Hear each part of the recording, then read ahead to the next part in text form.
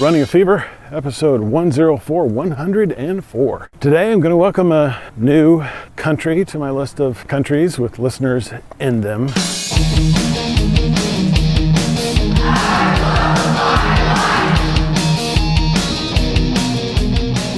Well, not quite 2 hours yet. I think I'm making pretty good time. Welcome, Mauritians. My name is Michael Davis. I've lost over 70 pounds, reduced my waist size by over 10 inches, lowered my blood pressure, built muscle, increased my energy, improved my diet, become an active person at an age of 52. Did it by loving my life enough to want to make it last as long as possible. If you want to do the same and come on along in this journey, we'll get there together. I'm sure you hear in the background the noise. There is some kind of activity going on here today, and I saw it when I came through at the beginning, and I don't know what it is. We got some music going, they got an announcer with a PA, all kinds of people. I do see some banners, and there's a truck from Lewis Automotive, racewizard.com. Howdy. Morning. Oh, I just realized I'm not going back around on the trail. I'm actually heading into the streets of Fayetteville here. It's a race. It's a race that they're having. I don't know. I should have known about this. I thought there was a 5K coming up at the end of the month, but I didn't think it was happening today. So I'm not sure if it's that one or a different one, but they're having a race that's starting right there in Veterans Park. I'm not going to be there today because I'm on a mission and I have to get back to my car. We're going to go at least 7 miles today, and I can't really tell how far I've gone so far, but it's been an hour and 56 minutes according to my watch, which leads me to believe that I've probably already walked about 6 miles.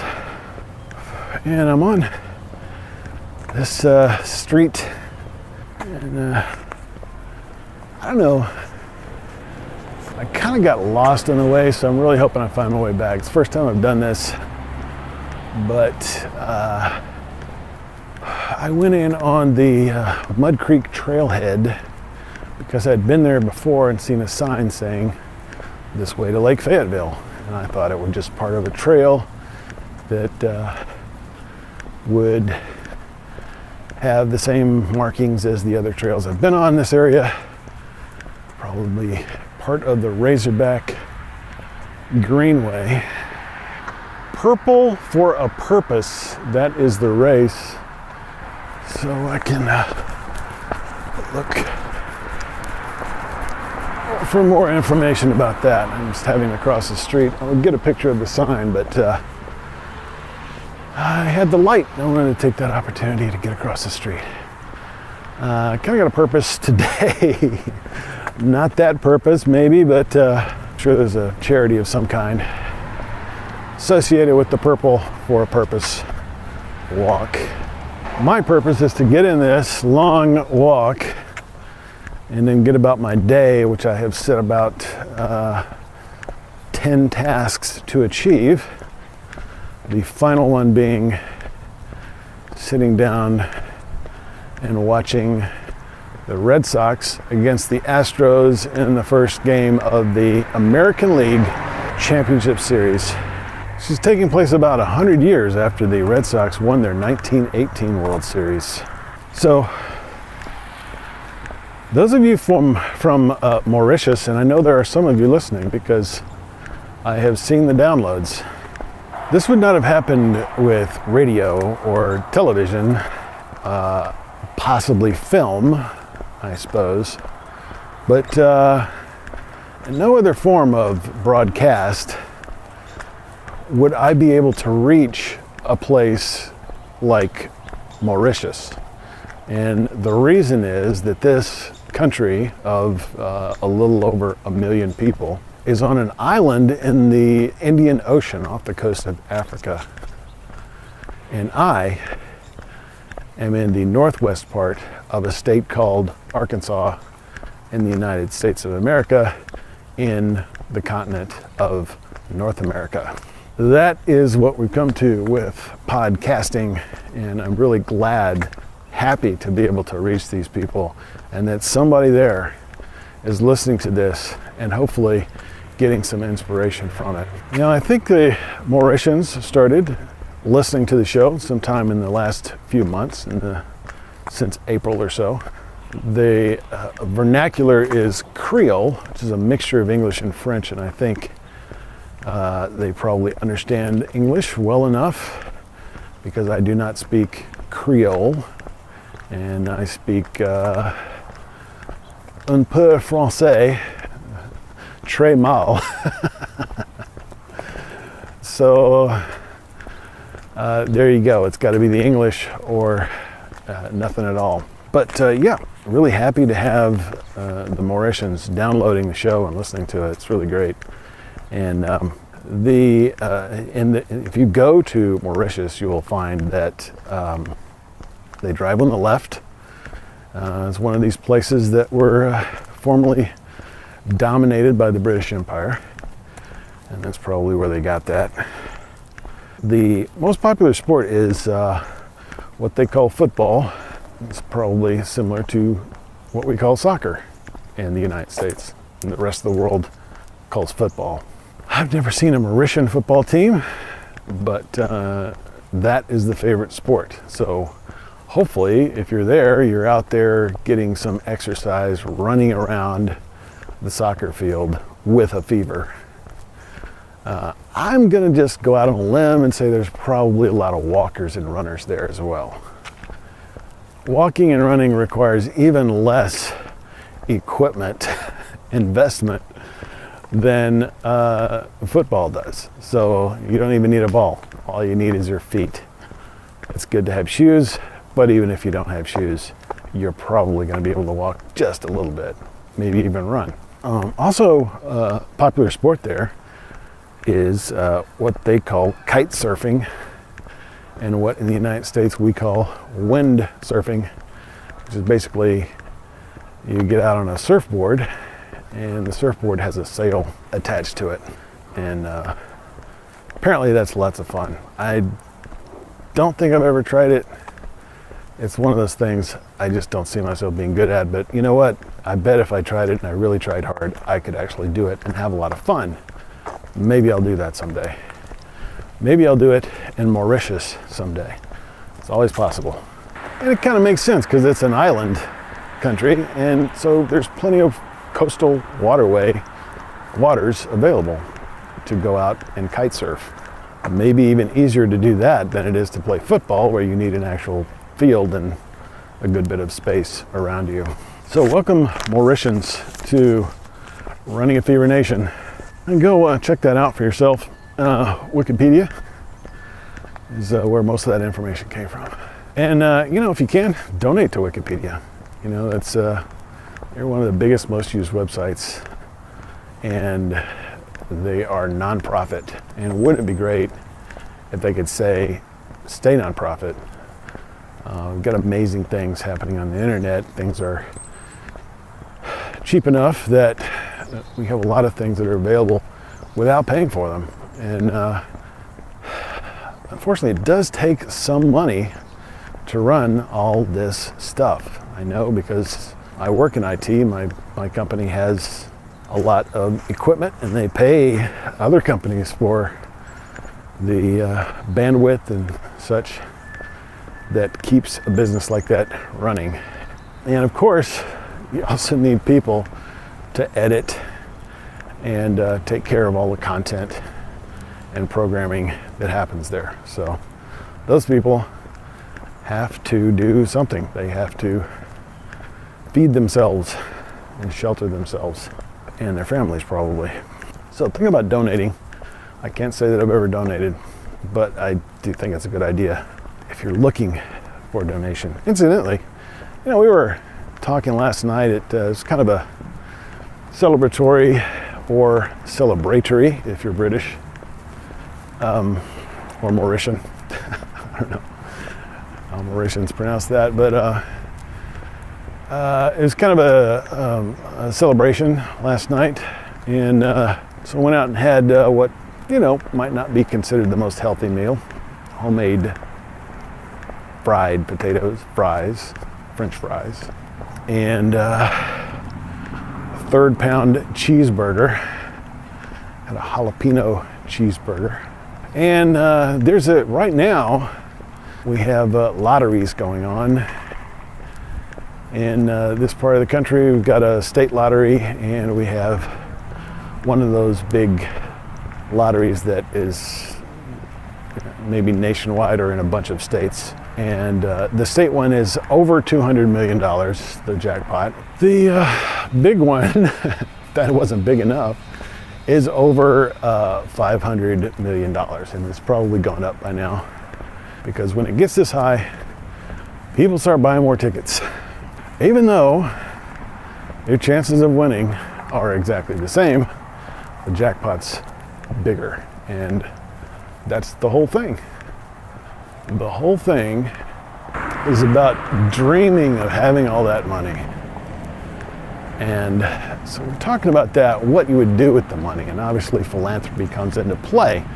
Thus the seg between donating to Wikipedia, one of the things you might want to donate to. I'm about to cross Joyce Boulevard. It's very busy. Early Saturday morning. And my hands are cold. Sun's coming up, even though I can't see it. The sun's come up, and it's behind lots of clouds, completely overcast, and the wind has picked up a little bit. Trying to find the trail again. So I'm gonna have to actually look at my faithful navigation app. It seems really weird to be walking around supposedly on a trail trying to figure out where I am. All right, there's the post office. Still on Vantage Drive. Mud Creek Trailhead. Let's take East Joyce Boulevard, Old Missouri Road, Fayetteville. Fargo, Old Missouri Road. All right, so interesting. Well, I'll know this better next time if I do this next time or some other time. But I actually do have to travel down Joyce Boulevard, which is crazy. This is a walking trail. I mean, there's a sidewalk, but So I just realized that I'm not headed to the trail at all, but to the trailhead via the route that my navigation app understandably took me along, which is the streets. It knows how to get to the trailhead. It's used to navigating people and cars. Really not what I wanted, but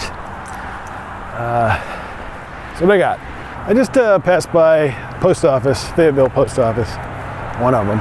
And I suppose it's some kind of, this must be Breast Cancer Awareness Month or something. They have pink ribbons painted all over the post office, signs about breast cancer, which I'm all about. I mean, I think you should really help out if you can. Be another philanthropic idea.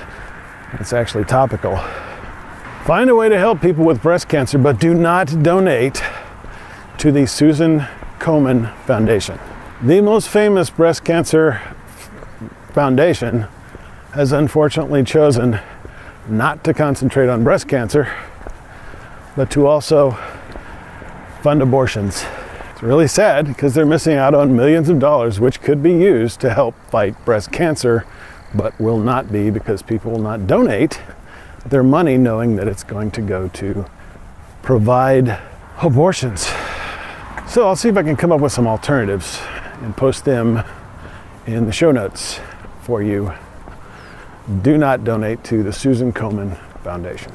For the first time in my life, when we were talking about this lottery thing, I found myself actually agreeing that you can have too much money. And it's just really because there's been such a change in my life, because before I would have always thought, why not more money? Because it gives me more power to do good things in the world, you know? And I trust my own judgment better than I trust the judgment of just about anybody else with what to do with money. There are a couple of exceptions, but I think they feel the same way that I do. It'd be interesting to ask, and I may ask the next time I see some of those people, but they may believe that there is actually too much money you can have. Now, I think Warren Buffett has been perhaps the greatest accumulator of wealth in one man that has ever existed, you know. Certainly in my lifetime, possibly in the last couple centuries, maybe John D. Rockefeller, you could say. Who knows what those dollars convert to, maybe more. But Warren Buffett is giving most of his fortune away to the Bill and Melinda Gates Foundation. I also don't recommend, because they have similar interests as the Komen Foundation that you do not want to be involved in or a part of. Nonetheless, Warren Buffett recognizes that his gift is accumulating money, not distributing it. And he doesn't want to spend his life, which makes sense. Why would you spend your life doing something that you're not as good at when you could contribute more in another way? And I realized that, there are a lot of things that I'd want to do, and I can use millions of dollars, but not hundreds of millions of dollars. You know, the things that I want to work on are just not that big, and probably would suffer if I donated that much money to them. Other ways to go about it. You can create an endowment that doles out an income to certain charities. But again, you're getting in the business of distributing money and being a philanthropist, and if that's not what you want to spend your time doing, then that's not what you want to do.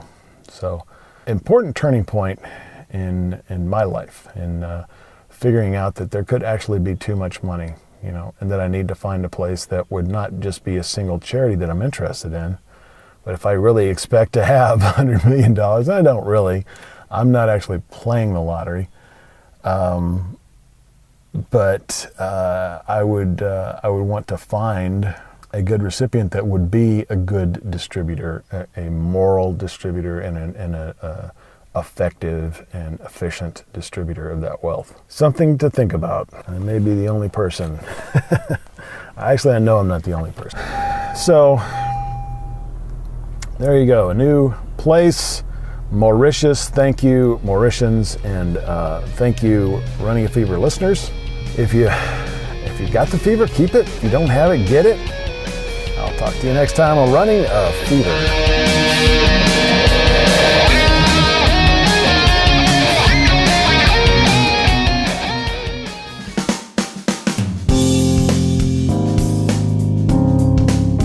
This is the Padua Podcast Network. PaduaMedia.com.